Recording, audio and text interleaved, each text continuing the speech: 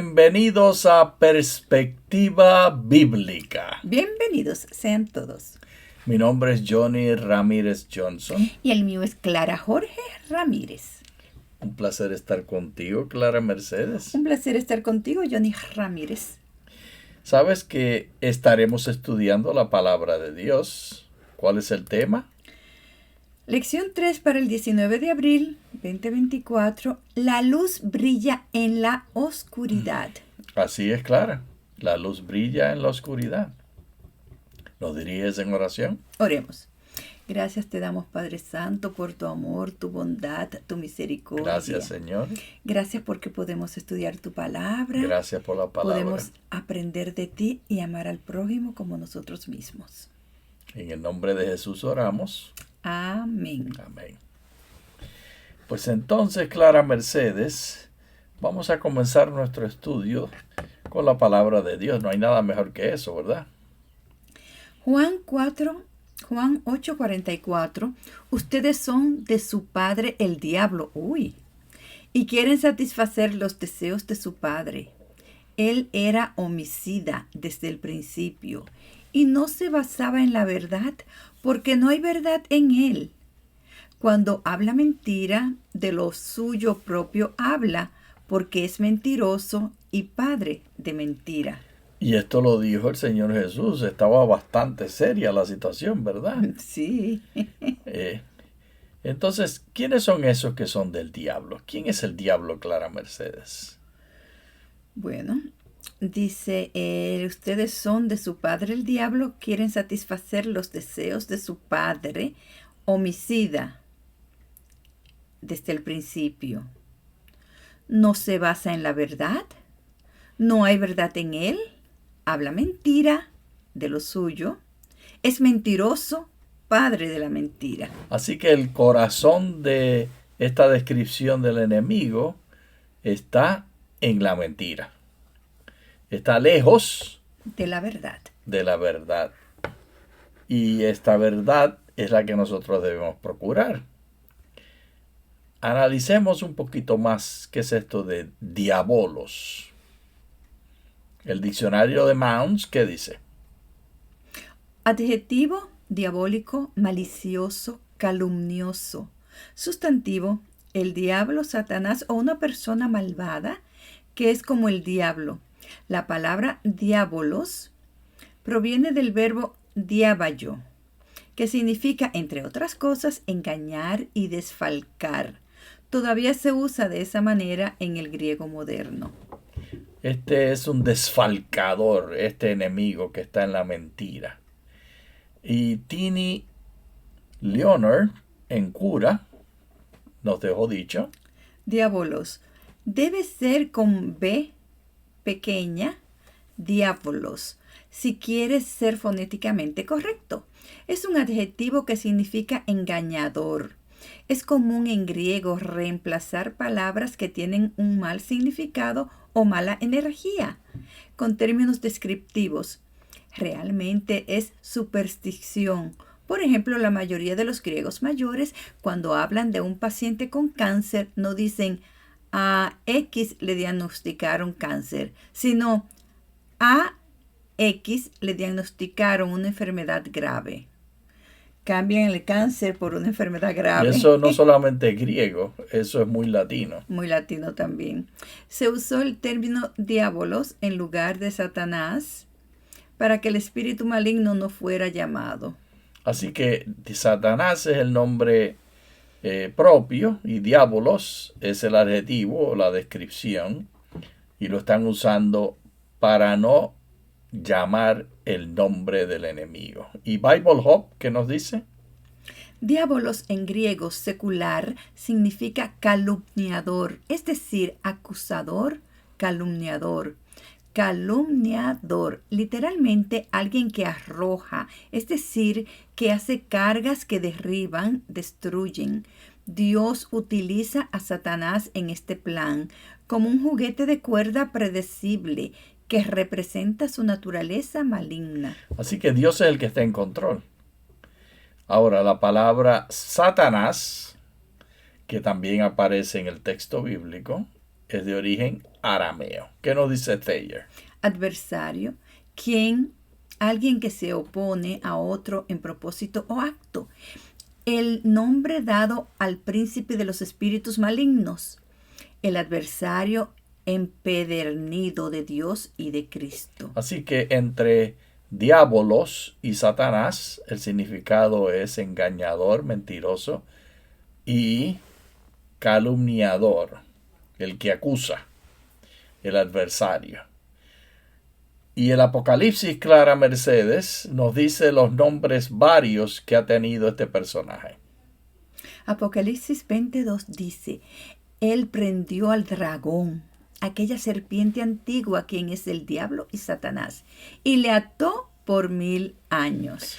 Así que está dragón, serpiente antigua, que nos lleva a la historia de Génesis, el capítulo 3. Diablo, que es el mentiroso, y aquí Satanás, el acusador. Todos estos nombres se refieren al mismo personaje. Sigamos estudiando, Clara Mercedes. El final de la historia, o es el principio, Apocalipsis 20. Cuando se cumplan los 1000 años, Satanás será soltado de su prisión y saldrá para engañar a las naciones que están sobre los 4 puntos cardinales de la tierra, a Gog y a Magog, a fin de congregarlos para la batalla. El número de ellos es como la arena del mar, y subieron sobre lo ancho de la tierra y rodearon el campamento de los santos y la santa ciudad amada. Descendió fuego del cielo y los devoró. Y el diablo que los engañaba fue lanzado al lago de fuego y azufre, donde también están las bestias y el falso profeta, y serán atormentados día y noche por los siglos de los siglos. Así que la promesa, Clara Mercedes, es que habrá liberación, que llegará el momento cuando este enemigo engañador y mentiroso será eliminado. Así es. Ven, Señor Jesús, y elimina ya a este enemigo terrible. Pero este enemigo terrible, Clara Mercedes, no está sino sacando de lo que está en nuestros propios corazones. El juicio de Dios en el capítulo 20 del libro de Apocalipsis continúa. Vi un gran trono blanco al que estaba sentado sobre él, de cuya presencia huyeron la tierra y el cielo, y ningún lugar fue hallado para ellos. Vi también a los muertos, grandes y pequeños, que estaban de pie delante del trono, y los libros fueron abiertos. Y otro libro fue abierto, que es el libro de la vida, y los muertos fueron juzgados a base de las cosas escritas en los libros, de acuerdo a sus obras. Así que, Clara, tenemos unos libros en plural que contienen todas las acciones de los seres humanos. Y tenemos un libro en singular que tiene la lista de los que son salvos, los que están en el libro de la vida. Y este juicio se va a hacer conforme a esa diversidad de libros. Los libros de las historias, de las acciones, y el libro de la vida que tiene el juicio. ¿Y el verso 13 qué nos dice? Y el mar entregó a los muertos que estaban en él, y la muerte y el Hades entregaron los muertos que estaban en ellos, y fueron juzgados cada uno según sus obras. ¿Cómo es que serán juzgados? Cada uno según sus obras. Así que no es al huipipío ni al salpafuera, es conforme a lo que hemos hecho tú y yo. Exactamente. ¿Y qué va a pasar con la muerte y el Hades? En forma individual seremos juzgados, Johnny Ramírez. Amén. Y la muerte y el Hades fueron lanzados al lago de fuego. Así que ya no va a haber más de eso. Esta es la muerte segunda, el lago de fuego. Así que la primera muerte, Clara Mercedes, es la que tú y yo sufrimos, o podemos sufrir, o tal vez no sufriremos. Y la que han sufrido nuestros padres es la muerte primera. Y esa muerte primera es por causa de haber nacido con la biología humana y no tener acceso al árbol de la vida. Pero la muerte segunda será la del juicio. Y esa muerte segunda es la final. Ahí se acaba toda la historia. Sigamos, terminemos esto. ¿Quiénes serán los que serán lanzados? 15. Y él no fue hallado inscrito en el libro de la vida, y el que no fue hallado inscrito en el libro de la vida fue lanzado al lago de fuego. Así Clara Mercedes, este libro divide a los seres humanos en dos. Pero aquí el hermanito Juan, en la isla de Patmos, parece que tiene o acceso a su memoria, que se aprendió todos los versos, o tenía pergaminos del Antiguo Testamento. Y el Señor le estaba guiando a ver qué partes usaba. Mira lo que dice Ezequiel 38. Ocurrirá en aquel día, cuando Gog venga contra la tierra de Israel, dice el Señor Dios, que estallará mi ira en mi rostro, porque en mi celo y en el fuego de mi indignación digo que en aquel día habrá un gran terremoto en la tierra de Israel, y temblarán ante mi presencia los peces del mar, las aves de los cielos, los animales del campo, todo reptil que se desplaza sobre la tierra y todos los hombres que están sobre la faz de la tierra. Los montes serán destruidos y caerán los declives, toda muralla caerá a tierra. Y en todos mis montes llamaré la espada contra Gog, dice el Señor Dios. Y la espada de cada uno estará contra su hermano. Con peste y con sangre entraré en juicio contra él, sobre sus tropas y sobre los muchos pueblos que están con él. Haré caer lluvia torrencial, piedras de granizo, fuego y azufre. Mostraré mi grandeza y mi santidad. Así me daré a conocer ante los ojos de muchas naciones y sabrán que yo soy el Señor. Es semejante el lenguaje al que usó el hermanito Juan en el libro de Apocalipsis, refiriéndose a esta gran exterminación final, al juicio de Dios, cuando ya todo el problema del pecado se acabará. Allí podemos ver algunos detalles históricos versus la trama de una gran historia. Así que aquí tenemos un diálogo entre asuntos históricos y asuntos de la historia y el final de la historia. A ver, ¿me explico, Clara Mercedes?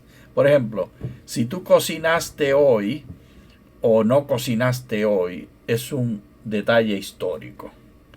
Pero si tú eres buena cocinera, eso es de la gran historia.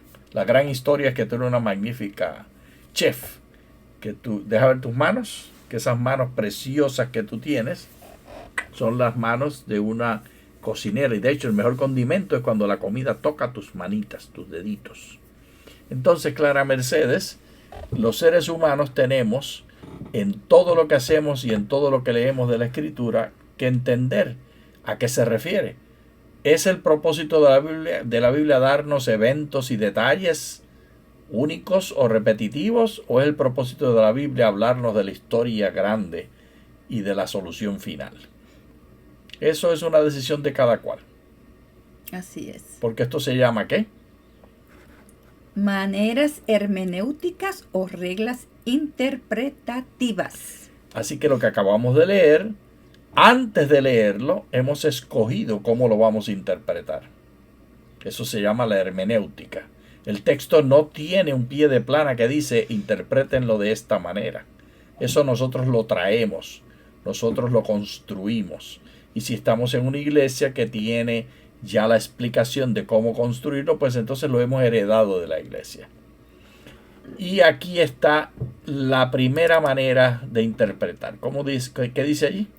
Apotelesmático. ¿Te gusta esa palabrita? Me encanta. ¿Qué Repetidos cumplimientos en varias épocas y o contextos. Así que esta idea apotelesmática es que se repite. En varias épocas. Sí, o contextos diferentes.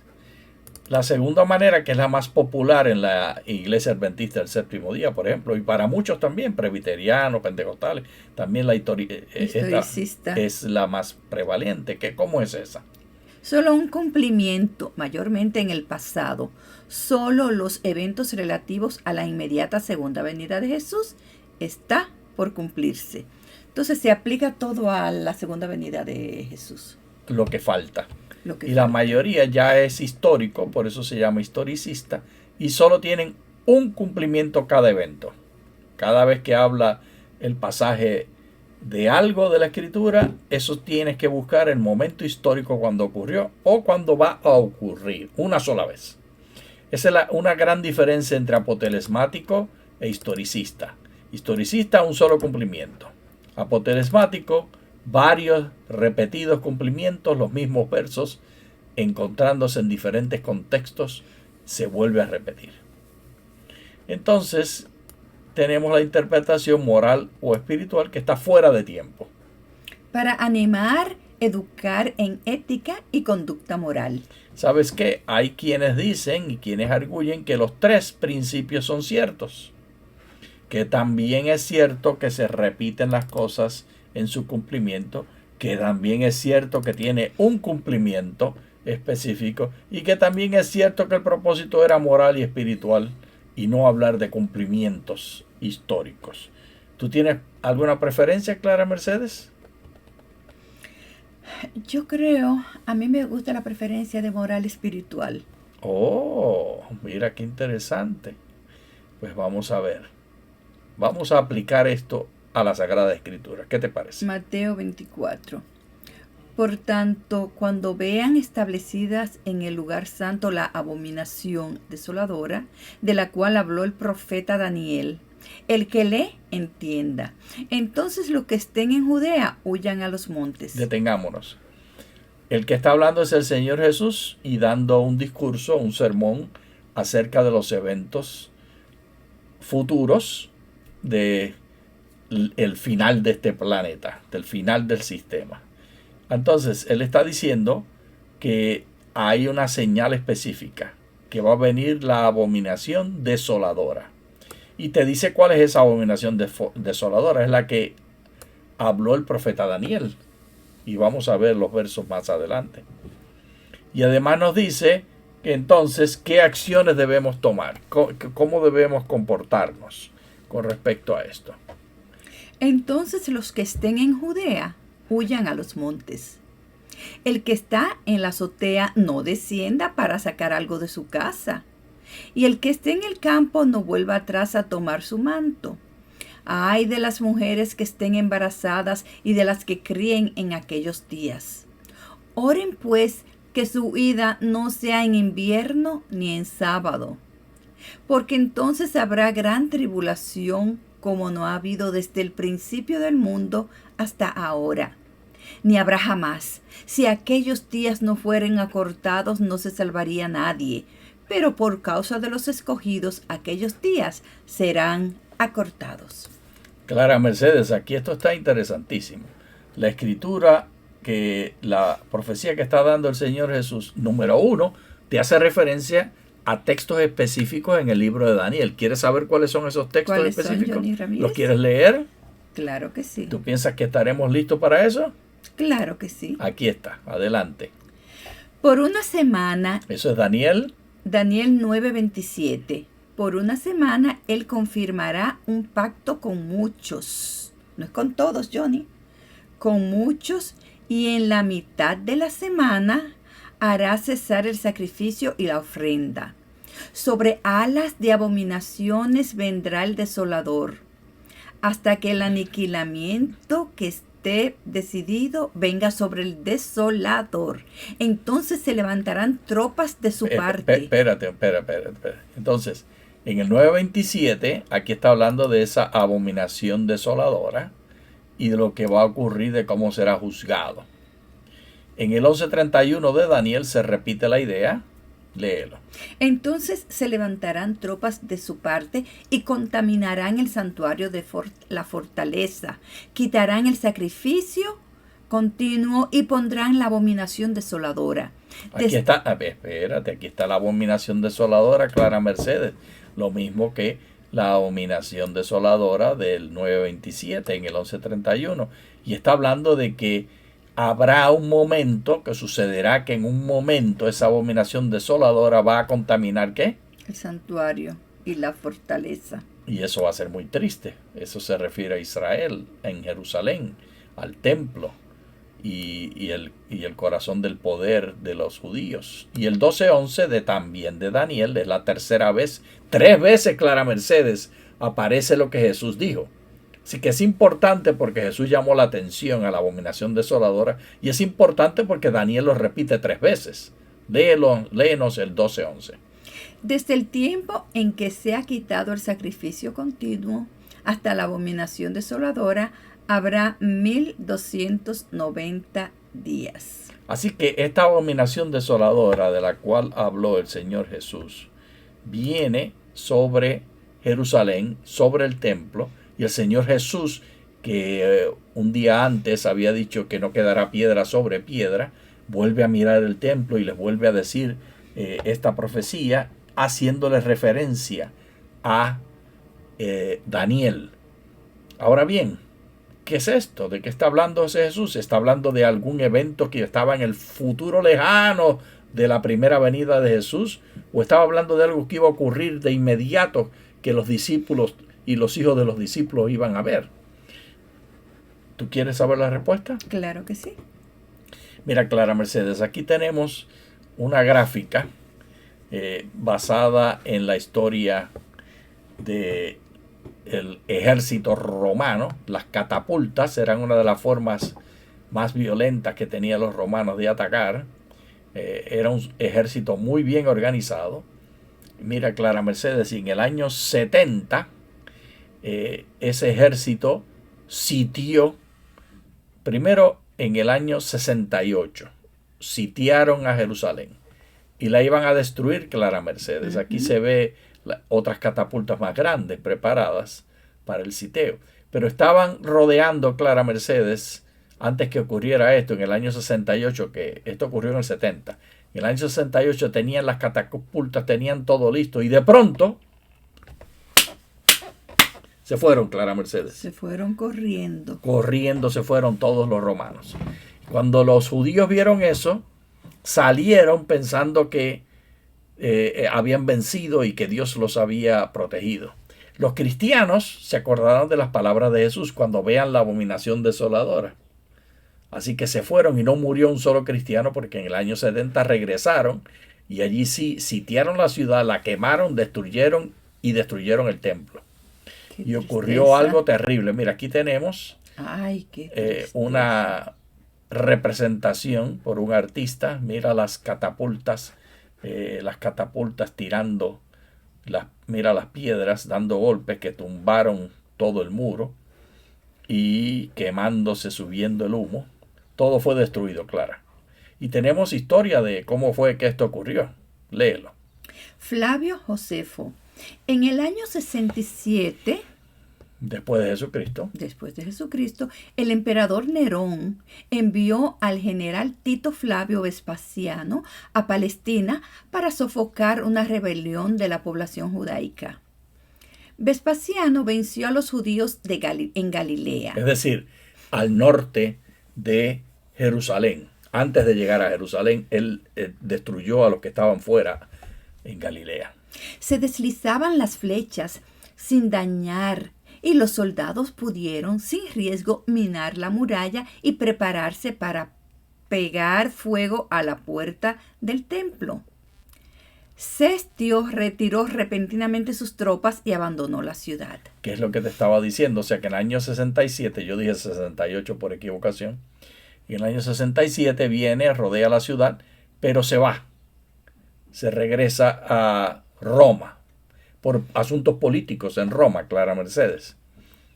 Vespasiano quiere ser emperador y muere el César, así que él se regresa a Roma para hacer su política. Los judíos pensaron que habían sido bendecidos por Dios. Los cristianos salieron todos recordando las palabras de Jesús. Y mira lo que sucede 3 años después. Al empezar el año 70, Tito, junto con 3 legiones, Macedonia, La quinta de Macedónica, la 12 de 12 Fulminata, y la 15 Apolinaris, rodearon la ciudad por el lado occidental, y una 4ª legión la 10ª Fretensis, hizo lo propio por el Monte de los Olivos en el este. Logró ejercer gran presión sobre los suministros de alimentos y agua de los habitantes de la ciudad, al permitir a los peregrinos ingresar en la ciudad para celebrar el Pejab y luego negarles la salida. Entonces eso fue una trampa que le hicieron, Johnny. Pues claro, son enemigos que vienen a destruir. Después de que varias incursiones judías mataran a algunos soldados romanos, Tito envió a Flavio Josefo, el historiador judío, a negociar con los defensores. Esto terminó con los judíos hiriendo al negociador con una flecha, y otra incursión fue lanzada poco después. Así, Clara Mercedes, los judíos estaban seguros de que ellos iban a triunfar. Pero no triunfaron, Clara. Fueron destruidos y no quedó piedra sobre piedra como Jesús había declarado. Y este arco, ¿qué tú piensas que este arco está aquí para celebrar esa victoria de Tito Flavio Vespasiano? Vamos, ¿quieres ver el arco de cerca? Claro que sí. Mira, aquí lo vemos de otro lado. Tiene unos escritos que vamos a mirar en un momento. Y además tiene aquí todo. Este es el Facebook del tiempo de Tito Flavio Vespasiano. Artefactos del Templo de Oro. Este grabado está aquí, Clara. Aquí vemos de cerca. Mira, llevan la menora, que es el candelabro. Llevan los otros artefactos del templo, todos de oro macizo, sacándolos de Jerusalén como un tributo a César. Y aquí está Tito Flavio Vespasiano entrando triunfante. Todo eso para recordar, y aquí está el nombre, que en el frente que viste anteriormente, aquí está Tito Vespasiano. Él fue el que destruyó a Jerusalén. Él fue la abominación desoladora del tiempo de los 70. Destruyó y no quedó piedra sobre piedra. Entonces, el apocalipsis del diabolos y Satanás, el gran conflicto, Apocalipsis 2:9. Yo conozco tu tribulación y tu pobreza, aunque eres rico, y la blasfemia de los que dicen ser judíos y no lo son, más bien son sinagoga de Satanás. Así que aquí tenemos, Clara, las descripciones espirituales, como tú decías, de ese gran conflicto. Pero lo que yo acabé de narrar fue una historia en el tiempo, una historia que no es un asunto moral y espiritual. Léenos el 12:11. Y ellos lo han vencido por causa de la sangre del Cordero y de la palabra del testimonio de ellos, porque no amaron sus vidas hasta la muerte. Así que hay manera de vencer aún en este enemigo que ataca, Clara Mercedes, este enemigo que ataca y destruye. Date cuenta que tenemos dos opciones. Esos eventos de Tito Flavio Vespasiano se aplican al cumplimiento de lo que habla el Señor Jesús, que vendría desolación. Y fue una gran desolación, Clara Mercedes. Así es, Johnny Ramírez. Pero también esas palabras se aplican al tiempo del fin, como leímos en Apocalipsis antes, a la destrucción final. Así que tiene más de un cumplimiento. Se aplicó en el año 68 y el año 70, 67 y 70, con la destrucción de Jerusalén, y se aplicará al momento de la segunda venida de Jesús. La abominación desoladora destruirá todas las cosas buenas y de Dios y arrasará. El Señor Jesús mezcla eventos de unos años, unos 10 años después de su muerte, 15 años, 20 después de su muerte, con los eventos que serían a la segunda venida de su persona. Y lo pone todo junto. Porque la mente judía no piensa como nosotros de una manera lineal, cronológicamente lineal. La verás así, claro. Cronológicamente lineal, una sola línea, el tiempo recto, Clara Mercedes. Así no es que piensa el judío, sino que el judío piensa cíclico. Se repiten las cosas. Y de esta forma, el principio apotelesmático se cumple en esas profecías que fueron dadas por el Señor Jesús, que están registradas en Mateo 24. Lo más importante de todo es la aplicación moral espiritual. ¿Estarás lista? ¿Estarás listo para aceptar la misericordia de Dios que te va a librar de la abominación desoladora? ¿Tú quieres estar lista, Clara? Claro que sí. Yo sí. Invitamos a todos Los a que invitamos que estemos listos. Muchas gracias. Muchas gracias.